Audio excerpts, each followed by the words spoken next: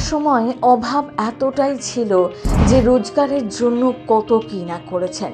সেই সায়কের ঘরে এখন সুখের আলো। সোশ্যাল মিডিয়ায় তাকে কে না চেনে, ভীষণ জনপ্রিয়। তার মাও পরিচিত হয়ে উঠেছেন। এবার সায়ক এখন ব্র্যান্ড অ্যাম্বাসাডার। কোন ব্র্যান্ডের মুখ তিনি? কলকাতার রাস্তায় এখন শুধু তারই মুখ। এমন কি হতে চলেছে? সায়কের জীবনের গল্প শুনুন। সায়ক চক্রবর্তী শুধু অভিনেতা নন, বরং বাংলার প্রথম সারির সোশ্যাল মিডিয়া ইনফ্লুয়েন্সারদের মধ্যে অন্যতম। দাদা সব্যসাচী চক্রবর্তীর নাম করা সাংবাদিক, ভাইও প্রতিষ্ঠিত। প্রায় প্রত্যেকটি ভিডিওতে নিজের ঘনিষ্ঠদের গল্প তুলে ধরেন তিনি।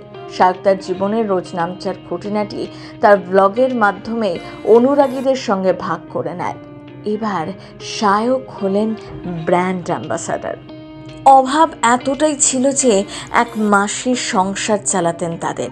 টিনের ঘরে ভাড়া থাকতেন। সেখান থেকে জীবন বদলেছে। একটা সময় তার মা নিজের সমস্ত গয়না বিক্রি করে দুই ভাইকে বড় করেছেন।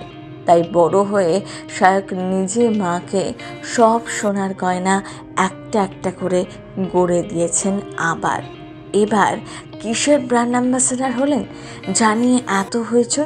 অ্যাওয়ার্ড পেয়েছিলেন মিনিস্ট্রি অফ কালচার থেকে বেস্ট ব্লগিংয়ের জন্য। কলকাতায় যে ন্যাশনাল মিউজিয়াম আছে ওখানে অনুষ্ঠিত হয়েছিল। ওখানে কোনো একটি কোম্পানি স্পন্সর ছিল। সেখান থেকেই তাকে ফোন উপহার হিসাবে দেওয়া হয়। বাড়িতে এসে যথারীতি আনবক্স করার ভিডিও করেছিলেন।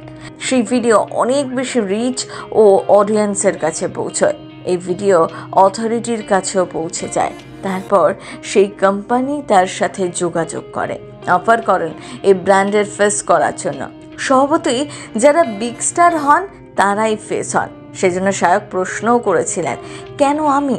তখন বলা হয়েছিল, তুমি খুবই রিলেটেবল কন্টেন্ট বানাও।